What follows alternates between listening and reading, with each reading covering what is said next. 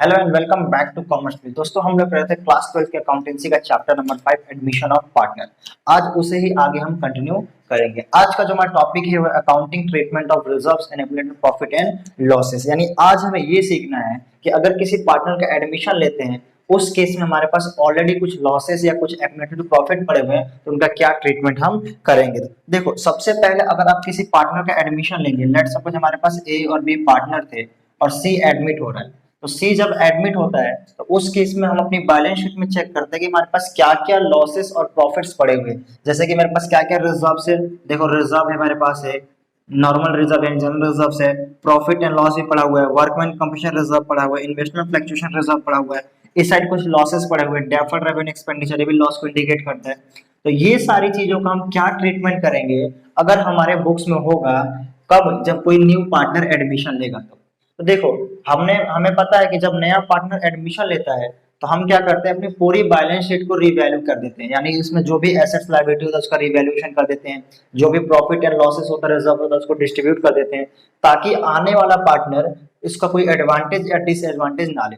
देखो अगर हम लोग ऐसा करते हैं कि एक काम करते हैं, सर ए और बी पार्टनर थे और सी एडमिट हो रहा है। अब सी एडमिट हो रहा है और अगर हम उस केस में इन सारे रिजर्व्स का कुछ एडजस्टमेंट अगर हम नहीं करते हैं, यानी मेरे पास जो रिजर्व्स है, जो प्रॉफिट है, जो वर्कमैन कंपनसेशन रिजर्व, जो इन्वेस्टमेंट फ्लक्चुएशन रिजर्व है या इधर लॉसेस है, ये रिजर्व्स एंड प्रॉफिट किसने कमाया है, ये रिजर्व्स एंड प्रॉफिट किसने अर्न किया है, ए और बी ने अर्न किया है कि ए बी सी ने सी तीनों ने अर्न किया है। सर ए और बी ने अर्न किया है, सी तो अभी आया ही नहीं है। यानी ये जो भी प्रॉफिट एंड लॉस है किसका है, वो सर ए और बी का है।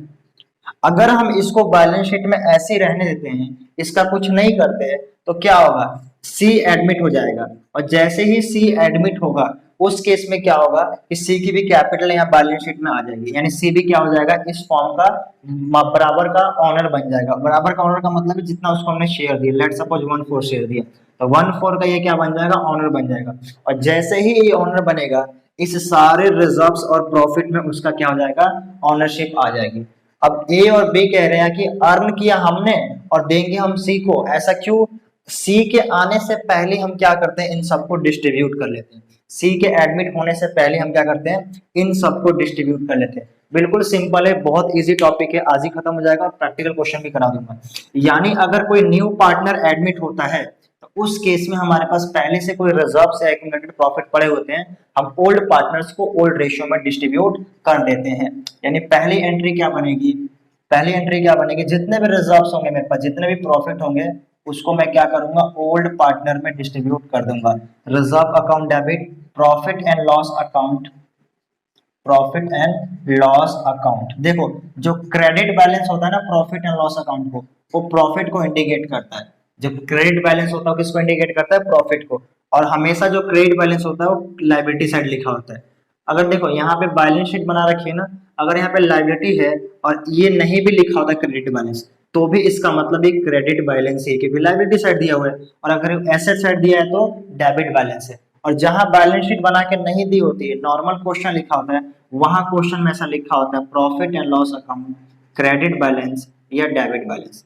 और जहां बैलेंस शीट बनाई होती है वहां उसकी मर्जी है, या क्रेडिट बैलेंस लिखे या ना लिखे, क्योंकि लायबिलिटी साइड दिया इसका मतलब प्रॉफिट है और एसेट साइड दिया इसका मतलब लॉस है। ठीक है सर। उसके बाद हमारे पास क्या है, workman compensation reserve, workman compensation reserve short में लिख दिया मैंने। उसके बाद हमारे पास क्या है, investment fluctuation reserve, investment fluctuation reserves. ये जितने भी रिजर्व्स हैं इन सबको हम क्या कर देंगे, ओल्ड पार्टनर्स को ओल्ड रेशियो में बांट देंगे। To old partners capital account, to old partners capital account, किसमें sir, in old ratio, in old ratio. Simple है, हमने बांट दिया, पहली एंट्री ये बनेगी। अब आपने प्रॉफिट तो सबको बांट दिया, रिजर्व तो सब बांट दिया। अब सर ये लॉस का क्या करें, यहाँ पे एक लॉस है, डेफर्ड रेवेन्यू एक्सपेंडिचर, ये किसको इंडिकेट करता है, लॉस को इंडिकेट करता है। इसका एक और नाम है, इसको हम फिक्टिटियस एसेट्स के अंदर लेते हैं। तो अगर फिक्टिटियस एसेट लिखाओ तो भी मतलब वो लॉस ही है। और सर कुछ लिख सकता है क्या, हाँ एक वर्ड और लिखा होता है, advertisement suspense account, advertisement suspense account. ठीक है ना। तो ऐसा कुछ भी लिखा हो, fictitious assets, advertisement suspense account, deferred revenue expenditure, ये तीनों में से कुछ भी लिखा हो उसका मतलब क्या है, लॉस है। अच्छा यहाँ पे एक वर्ड और लिख सकता है, प्रॉफिट एंड लॉस अकाउंट इस साइड लिख सकता है। अगर प्रॉफिट एंड लॉस अकाउंट इस साइड लिखा हुआ है, profit and loss account, let suppose कुछ भी मैं 20,000 लिख देता हूँ, यहाँ पे ऐसे कुछ लिखा हुआ है तो ये भी लॉस को इंडिकेट करता है। ये एसेट साइड है ना, तो ये इंडिकेट करता है profit and loss account debit balance, और डेबिट बैलेंस हमेशा क्या होता है, लॉस होता है। अब देखो इसमें डेबिट बैलेंस भी है और क्रेडिट बैलेंस भी है, आपको कोई एक ही दिया हुआ है, तो डेबिट बैलेंस दिया हुआ है या क्रेडिट बैलेंस दिया हुआ है, मैं समझाने के लिए मैंने दोनों तरफ लिख दिया, ठीक है। तो ये मेरा डेफर्ड रेवेन्यू एक्सपेंडिचर और profit and loss account debit balance, ये दोनों मेरे लिए क्या है, ये दोनों मेरे लिए लॉस है। तो अब जरा मुझे बताओ, आपने प्रॉफिट तो बांट लिया, आपके पास जो भी रिजर्व्स वगैरह थे वो बांट लिए, अगर इसको आप रहने दोगे, इस लॉस को आप ऐसी बैलेंस शीट में छोड़ दोगे, तो जो न्यू पार्टनर एडमिट होगा उसको खामखा लॉस को डिसएडवांटेज मिल जाएगा। अगर न्यू पार्टनर एडमिट होगा तो क्या हो जाएगा, इक्वल का ऑनरशिप आ जाएगी उसके पास, और जब ऑनरशिप आ जाएगी तो इन केस जब ये फॉर्म डिसॉल्व होगा या कुछ भी होगा तो लॉस तो सब में बटेगा ना, जैसे सारे एसेट में सबका पार्ट है वैसे लॉस में उसका पार्ट आ जाएगा। तो खामखा उसको लॉस को क्या करना पड़ेगा, बियर करना पड़ेगा, क्योंकि उसकी वजह से तो कोई लॉस ही नहीं हुआ ना, उसको आने से पहले ही लॉस हुआ था। इस लॉस को जैसे आपने प्रॉफिट बांट लिया वैसे अब लॉस को भी खत्म करो, लॉस को भी बांट लो, और लॉस को जब बांटते उसे कहते हैं राइट ऑफ, यानी इसको हम क्या कर देंगे, राइट ऑफ कर देंगे, खत्म कर देंगे, है ना।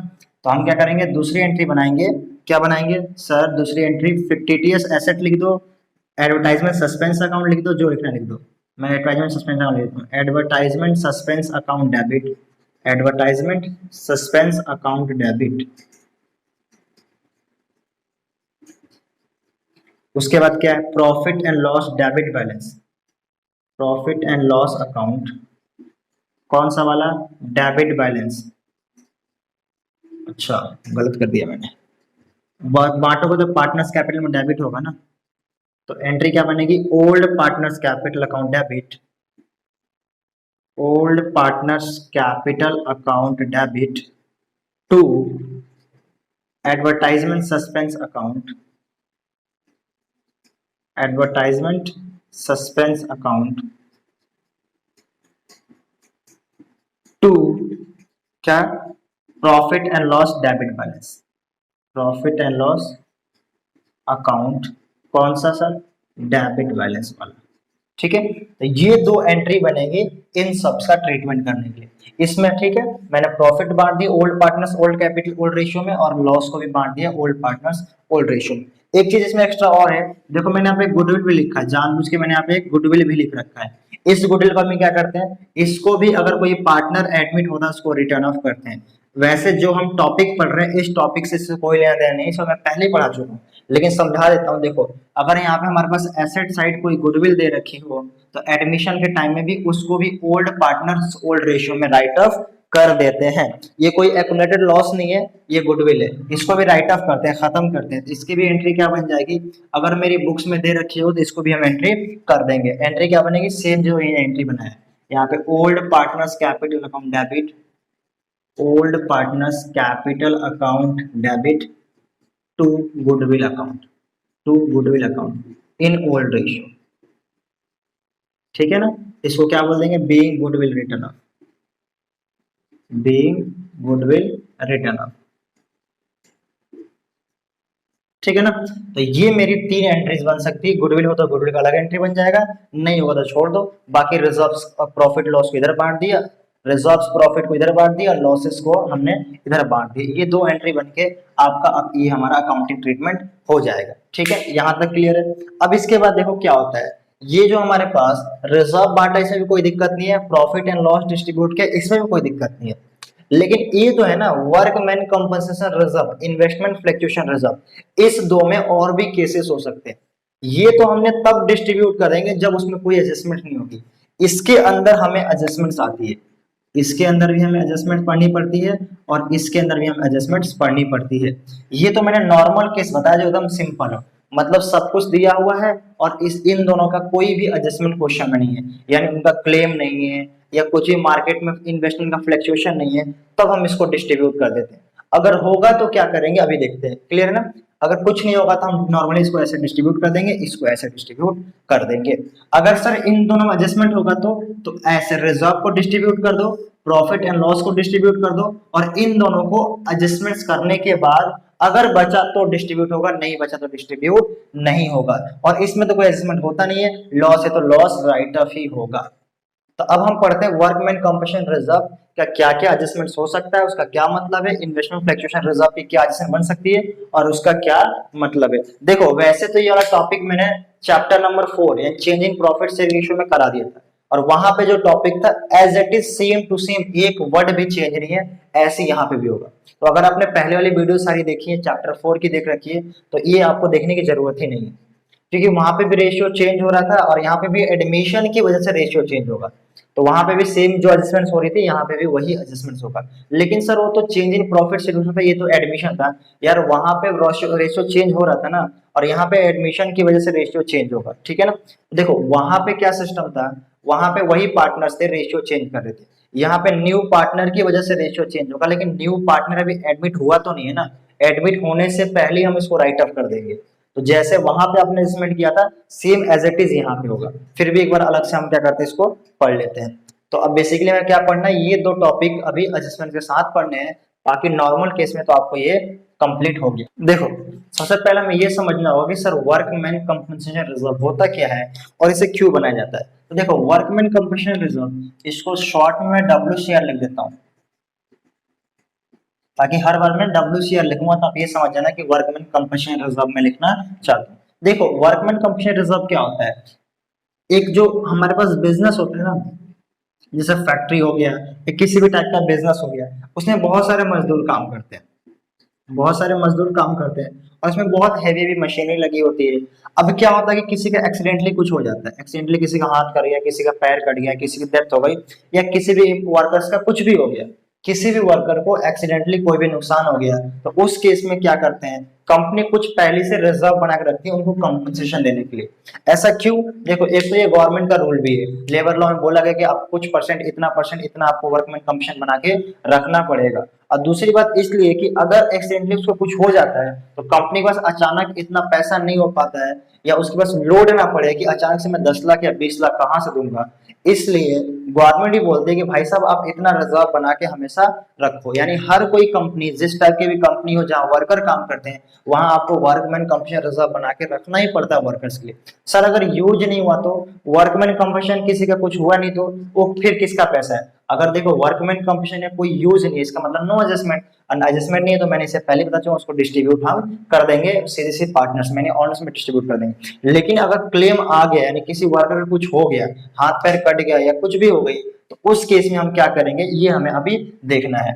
तो देखो सबसे पहले जो होता है वर्कमैन कंपनसेशन का, सिंपल लेके चलते हैं। फर्स्ट केस हमारा क्या है, नो क्लेम, मतलब कोई क्लेम नहीं है, मतलब क्या है, कोई क्लेम नहीं आया। एक एग्जांपल ले लेते हैं हमारे पास, वर्कमैन कंपनसेशन, ये मेरी बैलेंस शीट है, ठीक है, workman compensation reserve, liability side कितना था, यहाँ पे लायबिलिटी है तो रिजर्व होता है ना, कितना था सर, 30,000 का रिजर्व था मान लेते हैं, ठीक है। और नीचे लिखा है इंफॉर्मेशन में कि नो क्लेम, मतलब कोई क्लेम नहीं है। तो सर कोई क्लेम नहीं है तो क्या होगा, ये वर्कमैन कंपनसेशन जो रिजर्व 30,000 का हमने बनाया था, आप कह रहे हो कोई क्लेम नहीं है, तो क्या करोगे यार, जब कोई क्लेम ही नहीं है यानी उसका कोई यूज नहीं है, क्लेम का मतलब क्या है, यानी किसी वर्कर से कोई नुकसान नहीं हुआ तो उन्होंने क्लेम नहीं किया, तो ये पैसा बच जाएगा। तो इस केस में हम क्या कर लेंगे, इसको डिस्ट्रीब्यूट कर देंगे ओल्ड पार्टनर्स ओल्ड रेशियो में। तो एंट्री क्या बनेगी, workman compensation reserve account debit to old partners capital account, to old partners capital account, ठीक है। अगर पार्टनर्स का कैपिटल फिक्स होगा तो फिर यहाँ पे ओल्ड पार्टनर्स करंट अकाउंट आ जाएगा, ये आप हर एंट्री में अज्यूम करके चलना, ठीक है सर। यहाँ पे 30,000 और यहाँ पे कितना 30,000, ओल्ड पार्टनर्स जो भी होंगे ABC जितने भी पार्टनर्स होंगे सिर्फ ओल्ड पार्टनर को डिस्ट्रीब्यूट किया जाएगा in old ratio, in old ratio. I hope कोई दिक्कत नहीं, इसमें बहुत इजी है। Workman compensation reserve account debit to old partners capital account. अगर कोई क्लेम नहीं आता है तो, सर क्लेम आ गया तो, अगर क्लेम आ गया तो देखो हमारे पास क्या लिखेंगे, क्लेम अगेंस्ट WCR एग्जिस्ट, मतलब हमारे पास क्लेम है। अब क्लेम है तो उसमें भी 3 केस हो सकता है। बात समझो मेरे पास, यहाँ तो कोई क्लेम ही नहीं था तो मैंने डिस्ट्रीब्यूट कर दिया। यहाँ बोलता नहीं सर क्लेम है, तो क्लेम है तो 3 टाइप का क्लेम हो सकता है। 3 टाइप का मतलब ये कि जितना मेरे पास रिजर्व है उससे कम क्लेम है। मतलब मेरे पास रिजर्व 30,000 है, क्लेम 20,000 है। या ये हो सकता है कि जितना रिजर्व है उसके बराबर क्लेम है, या ये भी पॉसिबिलिटी है कि रिजर्व से ज्यादा क्लेम है। तो एक एक करके करते हैं। सबसे पहले देखो यहाँ पे बैलेंस शीट बनाते हैं हम लोग, ठीक है। बैलेंस शीट में लिखते हैं WCR, वर्कमैन कंपनसेशन रिजर्व। कितना बनाया था हमने? 30,000। कितना बनाया था हमने? 30,000। और नीचे क्या लिखा है? नीचे लिखा है workman compensation claim, workman compensation claim ₹20,000। ध्यान देना, ये कौन सा केस बन गया? इस केस का नाम क्या है? मेरे पास रिजर्व कितना 30 का और क्लेम कितना है 20 का, तो इसका नाम बन गया क्लेम क्या है? Claim is less than reserve. ठीक है ना। जब मेरे पास क्लेम क्या है? रिजर्व से कम है। तो जब आपका क्लेम रिजर्व से कम होगा तो क्या करेंगे? मैं बोलूंगा ठीक है सर 30,000 का मेरे पास रिजर्व है, क्लेम कितना आया यानी वर्कर्स का नुकसान कितना हुआ 20 का, 20 उनको दे दूंगा, जो बचेगा उसका क्या करूंगा? जो बचेगा उसको डिस्ट्रीब्यूट कर देंगे ओल्ड पार्टनर्स ओल्ड रेशियो में। तो इस केस में एंट्री क्या बन जाएगी? Workman compensation reserve account debit कितना sir? 30,000 to workman compensation claim account, या provision for workman compensation claim account, कुछ भी लिख सकते हो। कितना क्लेम अकाउंट में कितना चला गया? 20,000। अभी भी 10,000 रिमेनिंग है, उसको कहां चला जाएगा? To old partners capital account, to old partners capital account या करंट अकाउंट। ठीक है ना। कितना? 10,000। ये वाला जो बचा हुआ है ना, ये किससे बांटा जाएगा? ये बांटा जाएगा इन ओल्ड रेशियो। जितने भी पार्टनर्स होंगे उनको ओल्ड रेशियो में डिस्ट्रीब्यूट कर दिया जाएगा। एक चीज और है, कभी कभार बच्चे बोलते हैं कि सर एक बात बताओ, हमने क्लेम, जैसे यहाँ पे देखो, यहाँ पे ये इसको ले लेते हैं, हमने कोई क्लेम नहीं था तो हमने ओल्ड पार्टनर्स में बांट दिया। ठीक है सर, बांट दिया। लेकिन जब बांटने के बाद कोई क्लेम आ गया तो देखो, पहली बात हम बांटते कब है? जब हमें कुछ चेंज करना होता है, रेशियो चेंज करना होता है, किसी पार्टनर का एडमिशन लेना होता है, तो हम तभी बांटेंगे ना जब किसी को एडमिशन लेना होगा। तो हमने बांटा, उसके बाद जैसे एडमिशन लिया उसके बाद कोई क्लेम आ गया, हमने बांट दिया, ए और बी में डिस्ट्रीब्यूट कर दिया।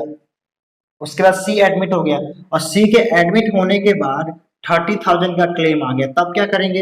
तब भाई तीनों देंगे मिलके, तब तीनों मिलके देंगे। सर सी को एडमिट होने से पहले क्लेम आया है, तो सी के एडमिट होने से पहले ही क्लेम आ गया, तो फिर आपने बांटा क्यों? बांटना तो तब था ना जब सी को एडमिट करना था, आपने क्यों बांटा? बांटना नहीं चाहिए था, आपके पास पैसे थे आप दे देते उसमें से। लेकिन सर अगर हमने बांट लिया होगा तो बांट लिया होगा तो आपको अपने घर से देना पड़ेगा, सीधी सी बात है। ऐसा नहीं है कि अगर रिजर्व है और हमने उसको डिस्ट्रीब्यूट कर लिया और क्लेम आ गया तो नहीं देंगे, आपको देना पड़ेगा। उस टाइम जो एग्जिस्टिंग पार्टनर होंगे उनको देना पड़ेगा। अगर ए और बी पार्टनर है तो ए और बी उस क्लेम को पैसा देगा, और अगर 3 पार्टनर 4 पार्टनर कोई एडमिट हो गया तो आने वाला भी उस क्लेम का पैसा उसको देगा, यानी सब मिलके अपने रेशियो के हिसाब से देंगे। तो रिजर्व है तो रिजर्व से दो, नहीं है तो अपने घर से दो, देना तो पड़ेगा। ठीक है ना। तो ये हमने कर दिया कि सर हमारे पास क्लेम क्या है? Claim is less than reserve, reserve से कम है। अच्छा सर इसके बाद ये क्या हो सकता है? एक और पॉइंट बन सकती है, कौन सा? अभी मैंने बोला सेकेंड पॉइंट क्या बन सकता है बी में? When claim is equal to WCR, है ना। क्लेम क्या है? क्लेम है equal to workman compensation reserve. तो वर्कमैन कंपनसेशन रिजर्व के बराबर क्लेम है, यानी WCR वर्कमैन कंपनसेशन रिजर्व कितना था? 30,000। ये मैं अज्यूम करके चल रहा हूँ। ठीक है सर। वर्कमैन कंपनसेशन क्लेम, और क्लेम भी कितना आया? 30,000 का आया। तो वेरी सिंपल, इसको क्या करो, जो क्लेम है और जितना रिजर्व है दोनों बराबर है, यानी सारा रिजर्व क्लेम वाले को दे दो, भाई ले जा तू ही खुश रहे। यहाँ पे एंट्री क्या कर देगा? Workman compensation reserve account debit to workman compensation claim account, workman compensation claim account 30,000 और 30,000। इसमें कोई दिक्कत है क्या? भाई जितना रिजर्व था उतना क्लेम था, मैंने पूरा पूरा क्लेम में दे दिया, मुझे कुछ बचा क्या? नहीं बचा तो कुछ डिस्ट्रीब्यूट नहीं होगा। तीसरा केस, तीसरा केस में क्या है कि सर अगर क्लेम ज्यादा हो जाए तो, अगर क्लेम ज्यादा हो जाए तो क्या करेंगे, हाँ यहाँ पे आपको थोड़ी सी प्रॉब्लम आ सकती है। देखो point number C, when claim is more than, when claim is more than WCR। Claim क्या है, ज्यादा है वर्कमैन कंपनसेशन रिजर्व से, यानी वर्कमैन कंपनसेशन रिजर्व कितना था मेरे पास 30,000, ठीक है। वर्कमैन कंपनसेशन क्लेम, क्लेम कितना आ गया 50,000, कुछ भी ज्यादा 31,000 पे जाएगा तो भी ज्यादा 40,000, मतलब 30 से ज्यादा क्लेम आया। इस केस में क्या करेंगे, तो इस केस में हम जो पैसा कम पड़ेगा उसको ट्रांसफर कर देंगे रीवैल्यूएशन अकाउंट में, ठीक है ना। लास्ट मतलब क्या, लास्ट चैप्टर, चैप्टर नंबर 4 में भी समझाया था मैंने इसको कि रीवैल्यूएशन में क्यों ट्रांसफर करेंगे। तो ज्यादा टाइम नहीं लूंगा, बस इतना समझ लो ट्रांसफर हो जाएगा। और रिवैल्यूएशन से फिर पार्टनर्स के पास चला जाएगा, ऑटोमेटिकली समझ में आ जाएगा। देखो कैसे करना है इसको, हम क्या करेंगे यहाँ पे एंट्री क्या बनाएंगे, workman compensation reserve account debit, ध्यान से देखना 30,000, रिजर्व में तो 30,000 था ना, लेकिन to workman compensation claim account, claim account में कितना ट्रांसफर करना है, तो सर क्लेम तो 50 का आया ना, तो 50,000 जाएगा क्लेम अकाउंट में, कितना जाएगा 50,000। मेरे पास जो रिजर्व है 30 का और क्लेम कितने का 50 का, 20,000 जो कम पड़ रहा है वो हम कहाँ से ले लेंगे, वो ले लेंगे रीवैल्यूएशन अकाउंट से, रीवैल्यूएशन अकाउंट से। अभी मैंने आपको पिछले लेक्चर में समझाया था जब मैंने रीवैल्यूएशन अकाउंट कराया था, अगर हमारे पास एडमिशन के टाइम में हम क्या करते हैं रीवैल्यूएशन करते हैं, और रिवैल्यूएशन करते समय जो भी मेरे पास प्रॉफिट एंड लॉस आता है उसको रिवैल्यूएशन में ट्रांसफर कर देते हैं। अगर कोई लॉस आएगा तो रिवैल्यूएशन में डेबिट साइड, और कोई गेन आता है तो रिवैल्यूएशन में क्रेडिट साइड। तो यहाँ पे मेरे को क्या आ रहा है, यहाँ मेरे को लॉस आ रहा है ना, देना कितना 50 और है कितना रिजर्व 30, मैं 20,000 कहाँ ट्रांसफर कर दिया रीवैल्यूएशन में। अब सर रीवैल्यूएशन अकाउंट में जो आपने ट्रांसफर किया है वहां पे ऑलरेडी कुछ तो है नहीं, जैसे ये मैंने रिवैल्यूएशन अकाउंट बनाऊं, ये मेरा क्या है, एक काम करता हूँ इसको रफ करूँ पॉइंट नंबर 2 को। पॉइंट नंबर 2 चला ना, claim against workman compensation as it, इसके 3 पार्ट है कि हमारे पास क्लेम होगा तो कितना होगा, उससे कम होगा, उसके बराबर होगा, या उससे ज्यादा होगा, ठीक है ना। ABC तो 2 पार्ट मैंने करा दिया, थर्ड पार्ट ये करा रहा हूँ। तो देखो इसको मैं रफ करता हूँ, ठीक है, पॉइंट नंबर 1, क्योंकि इसमें एक एंट्री और बननी है। देखो ये हमने कर दिया, पहली एंट्री हमने बना दी। अब दूसरी एंट्री की बात करते हैं। यहाँ पे आपने कहाँ ट्रांसफर कर दिया, रिवैल्यूएशन में 20,000 ट्रांसफर कर दिया, यानी जो हमारे रिवैल्यूएशन अकाउंट बना होगा उस रिवैल्यूएशन अकाउंट में इस साइड एक एंट्री आ जाएगी टू वर्कमैन कंपनसेशन रिजर्व, किसकी वजह से आया, क्लेम की वजह से है ना, to workman compensation claim account. कितना आया सर क्लेम अकाउंट 20,000। अब जरा मुझे बताओ ये जो है यहाँ पे और कोई एंट्रीज तो है नहीं, रिवैल्यूएशन में और कोई एंट्री है क्या, नहीं है सर, तो ये मेरा क्या आ गया, ये मेरा लॉस आ गया। तो लॉस कहाँ जाता है, पार्टनर्स कैपिटल में ट्रांसफर हो जाता है ना, पार्टनर्स। तो ये दूसरी एंट्री क्या बनेगी, रिवैल्यूएशन को पार्टनर्स में हम क्या कर देंगे, डिस्ट्रीब्यूट कर देंगे। तो पॉइंट नंबर बी बनेगी पार्टनर्स कैपिटल या करंट, जो भी होगा, फिक्स होगा तो करंट और नॉर्मल होगा तो capital. Partners capital account debit, partners capital account, कौन से पार्टनर्स, सिर्फ old partners, to revaluation account, to revaluation account.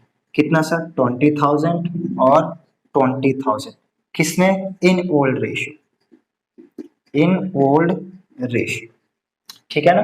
तो ये मेरा हो गया वर्कमैन कंपनसेशन रिजर्व, ठीक है। तो इसके अलावा वर्कमैन कंपनसेशन रिजर्व में और कुछ भी नहीं है, बहुत इजी टॉपिक है, कोई दिक्कत नहीं, आराम से वीडियो पॉज करके लिख लेना अगर लिखना हो तो, अदरवाइज कोई बात नहीं, ठीक है ना। तो अब हम लोग बात करते हैं इन्वेस्टमेंट फ्लक्चुएशन रिजर्व की। अब देखो इन्वेस्टमेंट फ्लक्चुएशन रिजर्व, जिसको हम शॉर्ट में क्या बोल सकते हैं, IFR, ठीक है ना, IFR। पहले ये समझते हैं कि इसका मतलब होता है क्या है, इन्वेस्टमेंट फ्लक्चुएशन रिजर्व क्या होता है। तो देखो बैलेंस शीट जो होती है ना, इधर देखना ध्यान से, ये मेरी बैलेंस शीट है, ठीक है। इस साइड लिखा होता है इन्वेस्टमेंट, इस साइड लिखा होता है इन्वेस्टमेंट। लेट सपोज मैंने 1 लाख रुपए का इन्वेस्टमेंट किया मार्केट में, इसको मैं 1 लाख रुपए इसलिए लिखता हूँ इन्वेस्टमेंट, ठीक है। और इस साइड हो सकता है कंपनी ने क्या लिखा हो, IFR, इन्वेस्टमेंट फ्लक्चुएशन रिजर्व, मान लो कि उसने 20,000 का रिजर्व क्रिएट कर रखा है इन्वेस्टमेंट के अगेंस्ट। अब मतलब क्या है सर इसका, पहले ये बता, इन्वेस्टमेंट फ्लक्चुएशन रिजर्व का क्या मतलब है। देखो इन्वेस्टमेंट मतलब कोई दिक्कत नहीं, फ्लक्चुएशन मतलब होता है कि उसका इंक्रीज या डिक्रीज यानी ऊपर नीचे करना, ठीक है, फ्लक्चुएट करना, ये फ्लक्चुएशन होता है, ऊपर नीचे करना। इन्वेस्टमेंट फ्लक्चुएशन रिजर्व यानी ये इन्वेस्टमेंट अगर उसको फ्लक्चुएट करेगा ना, कम या ज्यादा होगा, उसको मैनेज करने के लिए मैंने पहले से रिजर्व बना रखा है। देखो सबको पता है कि हम जो इन्वेस्टमेंट करते हैं मार्केट में, इसमें रिस्क होता है। कोई भी पैसा अगर मार्केट में इन्वेस्ट करता है, इन्वेस्टमेंट में हमेशा रिस्क होता है। हो सकता है इसकी वैल्यू इंक्रीज हो जाए और हो सकता है इसकी वैल्यू डिक्रीज भी हो जाए, और हो सकता है कि ये कांस्टेंट रहे, मतलब अभी कुछ दिन में ना बढ़े ना घटे, तो कुछ भी हो सकता है। अगर इंक्रीज हुआ तो कोई दिक्कत नहीं, अच्छी बात है।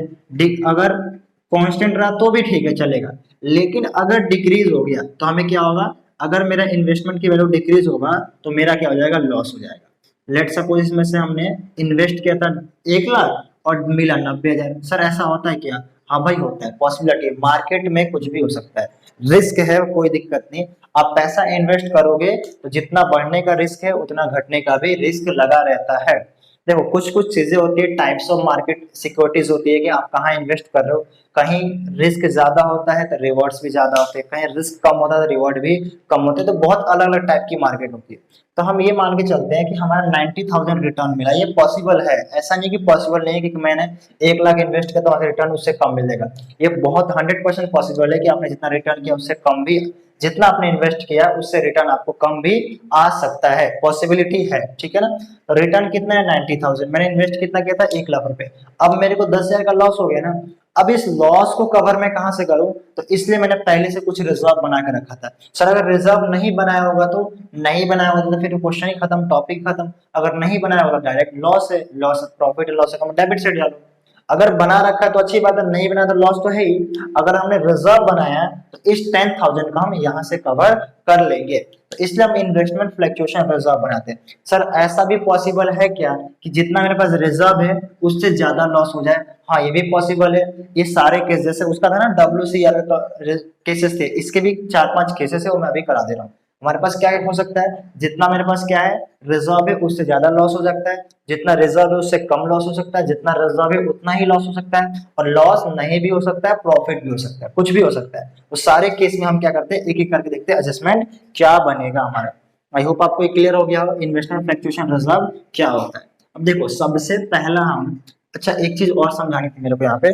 देखो जो बैलेंस शीट में हमने इन्वेस्टमेंट लिखा था ना, ये मेरी जो बैलेंस शीट है, इस इन क्वेश्चन को ध्यान से पढ़ोगे ना तो समझ में आएगा। देखो यहाँ पे मैंने 1 लाख रुपए लिखा था, इस इन्वेस्टमेंट को मैं बोलता हूँ, जो मेरी बैलेंस शीट में है इसको मैं बोलता हूँ book value of investment.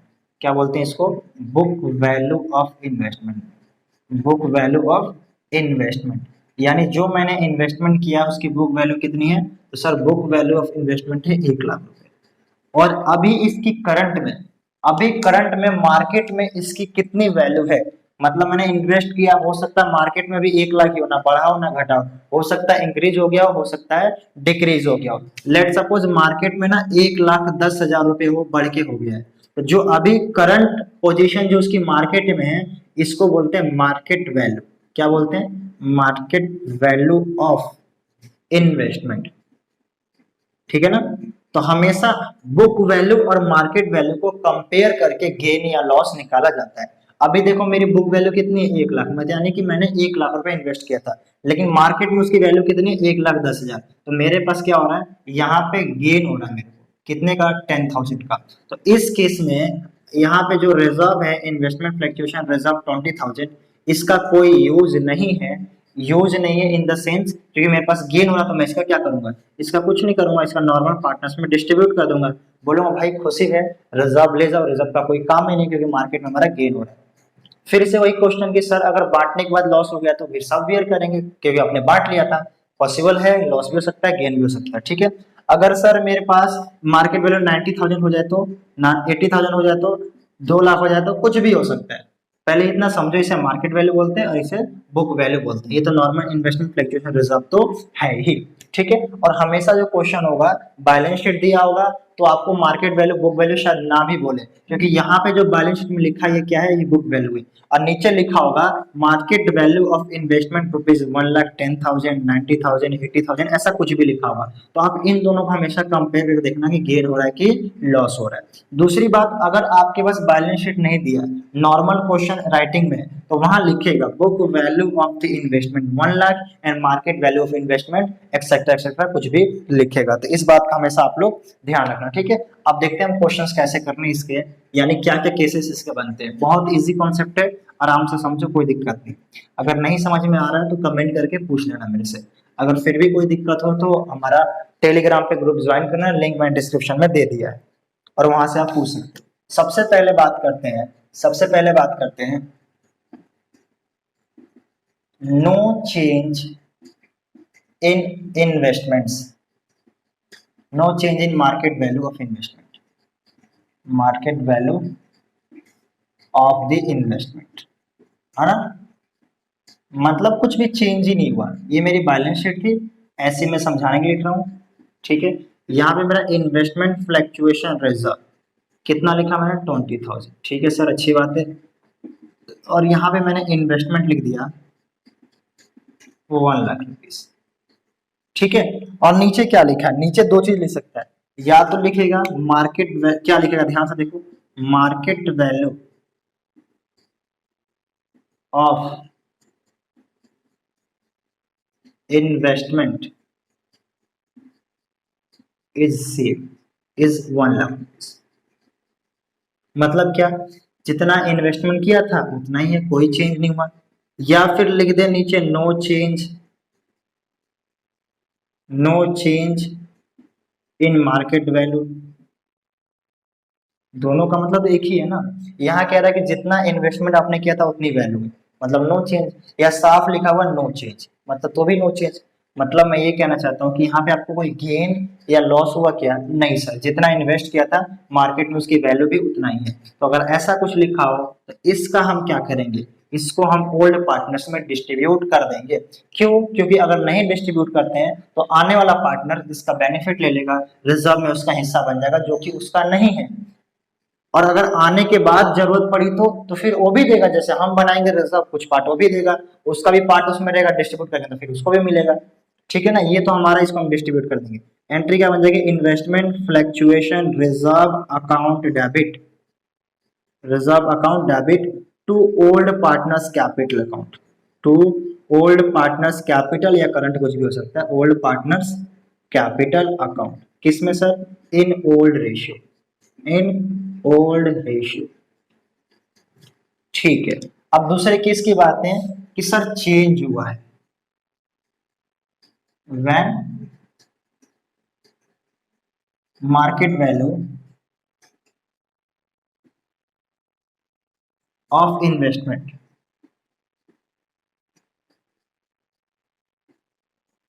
And book value is not same. मतलब क्या बोल रहा है, कह रहा है कि भाई मार्केट वैल्यू और बुक वैल्यू सेम नहीं है, इन्हें फ्लक्चुएट हो रहा है। अब सेम नहीं है इन द सेंस, इसका बहुत सारे केसेस आपके बन सकते हैं। सबसे पहले केस की बात करते हैं, क्या केस बन सकता है। तो सबसे पहले हम केस लेते हैं, केस नंबर ए। देखो यहाँ पे क्या लेते हैं, यहाँ मेरी ये बैलेंस शीट है, इन्वेस्टमेंट फ्लक्चुएशन रिजर्व 20,000 मैंने सपोज किया। इन्वेस्टमेंट मैंने कितना सपोज कर लिया, यहाँ पे इन्वेस्टमेंट मैं ले लेता हूँ 1 लाख रुपीज, ठीक है। और क्या ले, इसको डिक्रीज करें इंक्रीज करें, कुछ भी कर सकते हैं। बोले सर चलो मार्केट वैल्यू,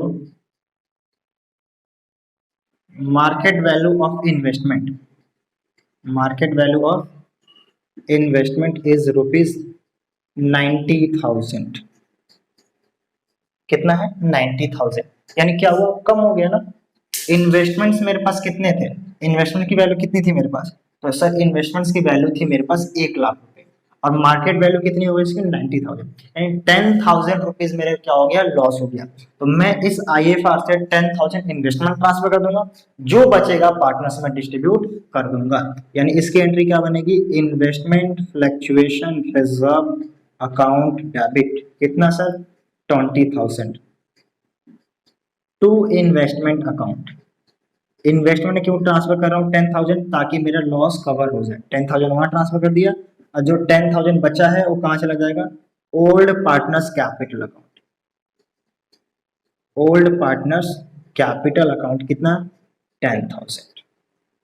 यहां तक आई होप कोई दिक्कत नहीं आना चाहिए। यानी इस केस का नाम क्या करेंगे, इस केस का नाम क्या है, इसको बोल देंगे when fall in market value is less than IFR। ठीक है ना, शॉर्ट में लिख दिया मैंने। क्या लिखा है, when fall in market value is less than IFR। जो मार्केट वैल्यू में डिक्रीज आई है वो IFR से कम आई है। IFR 20,000 था और डिक्रीज सिर्फ 10,000 का आया है। इसके बाद क्या हो सकता है, ये भी तो हो सकता है कि सर जो फॉल आया है, जो मार्केट में वैल्यू में फॉल आई है वो इसके बराबर आ जाए, मतलब जितना मेरे पास रिजर्व था उतना ही मार्केट में फॉल आया। हाँ, ये भी पॉसिबल है। केस नंबर 2 करते हैं, इसको मैं रफ करता हूँ, ठीक है ना। इसी का पॉइंट नंबर 2 का बी करेंगे।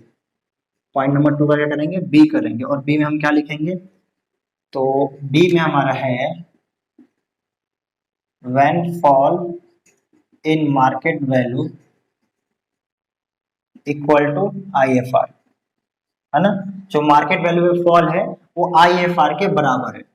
क्या मतलब है सर, एग्जांपल देख लो। यहाँ पे मेरे पास था IFR कितना था, 20,000। इन्वेस्टमेंट, इन्वेस्टमेंट कितना था मेरे पास, 1,00,000 रुपीज।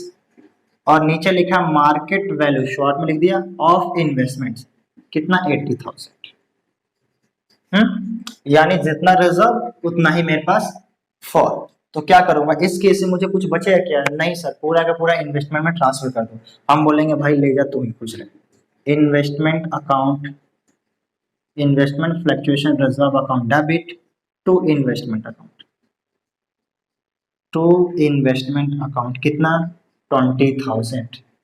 इसमें पार्टनर्स को कुछ मिला क्या, नहीं मिला, तो ओल्ड रेशियो न्यू रेशियो कोई बात नहीं होती। अब आते हैं पॉइंट नंबर सी में। सर अगर ऐसा हो गया कि मेरे पास जितना रिजर्व है उससे ज्यादा फॉल आ गई, तो मतलब फॉल 25, 30, 40, 60 कितने का फॉल आ सकता है, 20 से ज्यादा। 21 भी आएगा तो भाई 21 से ज्यादा है ना, 20 से ज्यादा है, 1,000 रुपये एक्स्ट्रा और चाहिए ना। मतलब जितना रिजर्व था उससे ज्यादा अगर फॉल आ गया तो क्या करेंगे, तो क्या करेंगे फिर हम देखते हैं। इसको मैं रफ करता हूँ पॉइंट नंबर ए को। देखो सेकंड का ए हो गया, बी हो गया, अब हम सी करने जा रहे हैं।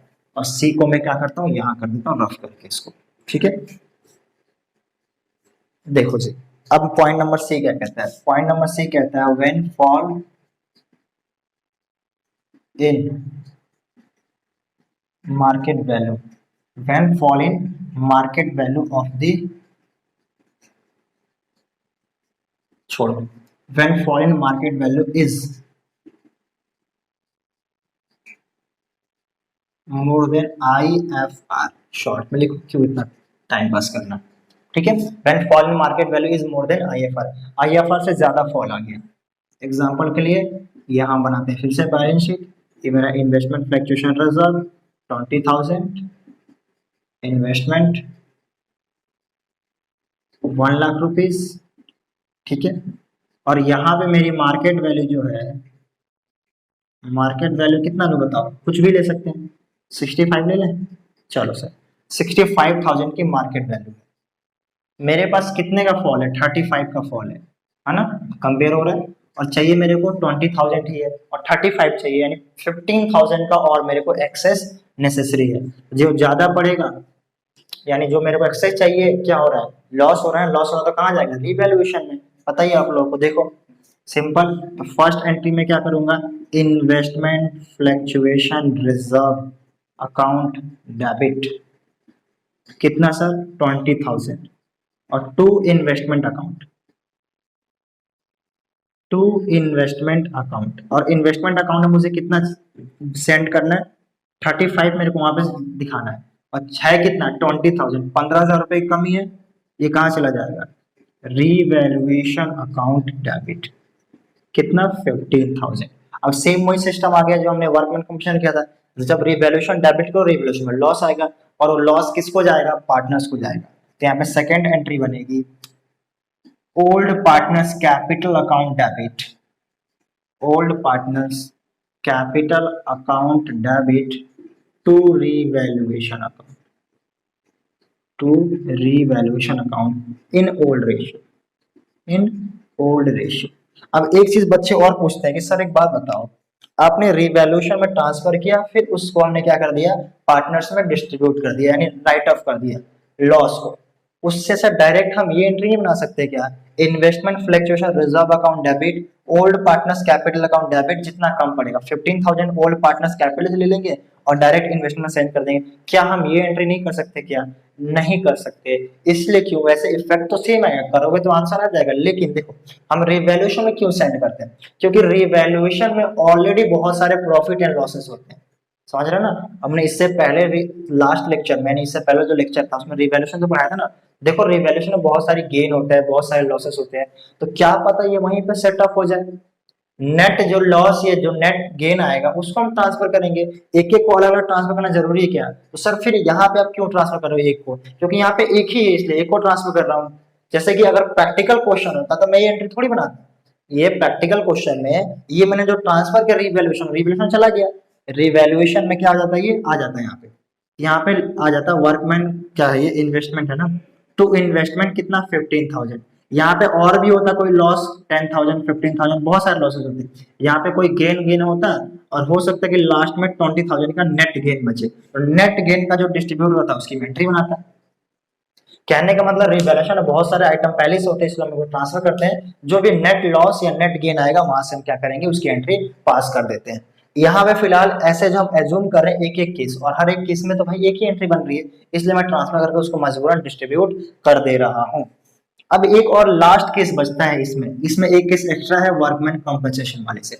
इसमें हमने कितने कर लिए, पॉइंट नंबर सी, यानी 3 इसके हो गए, फर्स्ट है 4 केस हो गए, एक पांचवा केस लास्ट केस है जो उसमें सर अगर मार्केट वैल्यू बढ़ गई तो, अभी तक तो आपने ये कराया कि मार्केट वैल्यू सेम है, कम हो रहा है, कितना कम हो रहा है, जितना रिजर्व है उससे कम कम हो रहा है, फिर रिजर्व के बराबर कम हो रहा है, फिर रिजर्व से ज्यादा कम हो रहा है। ये भी तो हो सकता है कि मार्केट वैल्यू इंक्रीज हो जाए, अगर मार्केट वैल्यू इंक्रीज हो जाए तब तो बहुत अच्छी बात है, खुशी की बात है, तब क्या करेंगे, इसको देखो रफ करूं मैं पॉइंट नंबर बी को, पॉइंट नंबर बी को मैं रफ करता हूं और पॉइंट नंबर डी लिखता हूं, ठीक है ना, पॉइंट नंबर डी लिखता हूं, और डी में हम क्या पढ़ेंगे, when market value, when market value is more than book value, है ना, जो मार्केट वैल्यू है बुक वैल्यू से ज्यादा है, तब तो ये बहुत अच्छी बात है। इसी के लिए तो हमने इन्वेस्टमेंट किया था कि हमें ज्यादा मिलेगा। इन्वेस्टमेंट मेरी कितनी थी, 1,00,000 रुपीज थी, और यहाँ पे जो मेरा IFR था कितना था, 20,000 था, ये मैंने एग्जांपल सपोज करके लिया, यहाँ पर अमाउंट कुछ भी हो सकता है, और मार्केट वैल्यू आया है 1,25,000 ये। अब क्या करेंगे, अब क्या, बहुत सिंपल है, अब जरा मुझे बताओ इस रिजर्व का कोई काम है क्या, नहीं सर, तो सबसे पहले तो आप इसको डिस्ट्रीब्यूट करोगे, क्या लिखोगे, investment fluctuation reserve account debit, कितना 20,000 to old partners capital account, to old partners capital account, कितना सर 20,000। उसके बाद मैंने आप लोगों को बताया था कि जब किसी एसेट्स की वैल्यू मार्केट में ज्यादा जाती है, इंक्रीज हो जाती है, बुक वैल्यू कुछ और थी और मार्केट वैल्यू कुछ और है, उससे मेरे को गेन होता है, और गेन कहाँ ट्रांसफर होता है, रिवैल्यूएशन में। जब लॉस रिवैल्यूएशन में जा रहा है तो गेन भी रिवैल्यूएशन में किस साइड जाता है, क्रेडिट साइड जाता है, आप लोगों को बताया था मैंने, ठीक है। तो दूसरी एंट्री बनेगी इन्वेस्टमेंट अकाउंट डेबिट, इन्वेस्टमेंट, जब रिवैल्यूएशन पढ़ाया था तो समझाया था, investment account debit last lecture में। कितना इन्वेस्टमेंट डेबिट करेंगे, सिर्फ 25, क्योंकि 25 मेरा इंक्रीज हुआ है, तो 25,000 का मेरा गेन है, कहाँ जाएगा, रिवैल्यूएशन अकाउंट के क्रेडिट साइड जाएगा, रिवैल्यूएशन अकाउंट 25,000। अब जरा मुझे बताओ रिवैल्यूएशन में कोई आइटम है क्या, इसको रफ करूं मैं, इसको मैं रफ कर देता हूं, ठीक है ना।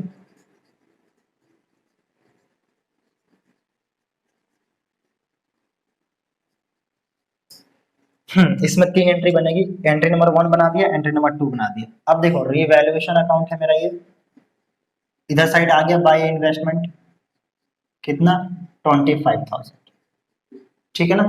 अब इसमें और कुछ तो है नहीं फिलहाल अभी इस क्वेश्चन के हिसाब से मेरे पास क्या आ रहा है, गेन आ रहा है, और गेन किसको ट्रांसफर होगा, गेन किसको जाएगा, पार्टनर्स कैपिटल अकाउंट में ट्रांसफर होगा। तो तीसरी एंट्री क्या बनेगी, ए बी, और पॉइंट नंबर सी क्या बनेगा, revaluation account debit, revaluation account debit to old partners capital a current account, old partners capital account. कितना सर, ये जो 25,000 था ये कहाँ चला जाएगा। फिर वही बात आती है कि सर क्या डायरेक्ट डिस्ट्रीब्यूट नहीं कर सकते थे, मतलब ये तो हमने डिस्ट्रीब्यूट कर दिया, ये इन्वेस्टमेंट को हमने रिवैल्यूएशन में भेजा, फिर रिवैल्यूएशन से डिस्ट्रीब्यूट किया, इसलिए क्योंकि वहाँ पे और भी सारे आइटम प्रैक्टिकल में हो सकते हैं, ठीक है ना। तो revaluation account debit to old partners capital account in old ratio, किसमें, इन ओल्ड रेशियो, हमेशा सारा काम ओल्ड रेशियो में होगा। यहाँ पे भी इन ओल्ड रेशियो, डिस्ट्रीब्यूट किस में होगा, इन ओल्ड रेशियो, ठीक है। तो ये हमारा हो गया अपना topic 100% complete, investment fluctuation reserve, ठीक है। अब बात रही क्वेश्चन की, तो मैं अगले लेक्चर में एक आधे क्वेश्चन भी करा दूंगा, लेकिन मेरा मानना ये है कि आप कोई ऐसा क्वेश्चन है जो आप नहीं कर सकते, क्योंकि सारे के सारे मैंने टॉपिक एक्सप्लेन कर दिए हैं। और देखो ये भी देख क्वेश्चन ही है, ऐसे तो क्वेश्चन होते हैं जो मैंने केसेस बनाए, तो आप इजीली कर सकते हो। फिर भी अगर आपको क्वेश्चन में कोई दिक्कत है तो मुझे बता देना, मैं नेक्स्ट लेक्चर में 2-4 क्वेश्चन भी करा दूंगा जो एग्जाम ओरिएंटेड होंगे, ठीक है। बाकी आप कोई सा भी क्वेश्चन कर सकते हो, आप खुद ही ट्राई करना। Thank you so much. अगर आपको ये वीडियो अच्छी लगी तो कमेंट करके लाइक करके जरूर बताना। मैं आप लोग से मिलता हूँ नेक्स्ट वीडियो में, और अगले वीडियो में देखो ये चैप्टर का हमारा कॉन्सेप्ट की रही बात, तो कॉन्सेप्ट पूरा 100% कंप्लीट हो गया। ऐसा कोई ऐसा टॉपिक नहीं है जो हमने नहीं पढ़ा है। एक टॉपिक है आपका, वैसे तो 2 टॉपिक है आपके अभी इस चैप्टर 5 में। दोनों टॉपिक का नाम क्या है, देखो पहला टॉपिक का नाम है preparation of partners capital account and balance sheet,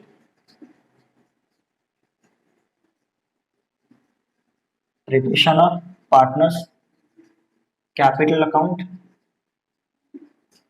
and balance sheet, एक ये टॉपिक है, और दूसरा adjustment of capital,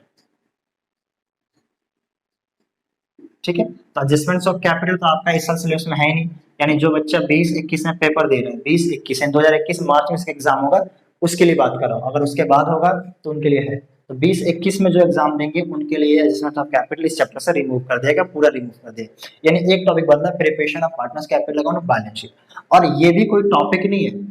preparation of partners capital और बैलेंस शीट, यानी पार्टनर्स का कैपिटल अकाउंट बनाना पड़ेगा, बैलेंस शीट बनाना पड़ेगा, और रिवैल्यूएशन बनाना पड़ेगा, यानी कंप्लीट क्वेश्चन करना पड़ेगा। तो कोई टॉपिक नहीं है, अब तक जो हमने पढ़ा है उसी को मर्ज करके अब कंप्लीट क्वेश्चन करना इस टॉपिक में सिखाएगा।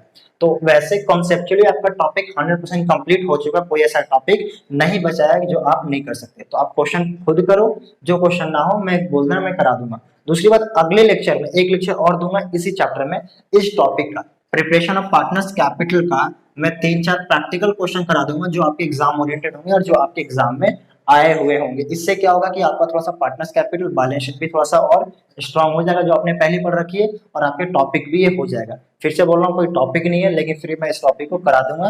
प्रैक्टिकल क्वेश्चन उसमें करेंगे, बड़े बड़े क्वेश्चन करेंगे जो आपके एग्जाम के हिसाब से होंगे। आप लोगों से मिलता हूँ नेक्स्ट वीडियो में, और अगली वीडियो में हम इस चैप्टर को कंटिन्यू करेंगे, फिर उसके बाद हम रिटायरमेंट स्टार्ट करेंगे, फिर डेट रेजोल्यूशन और हम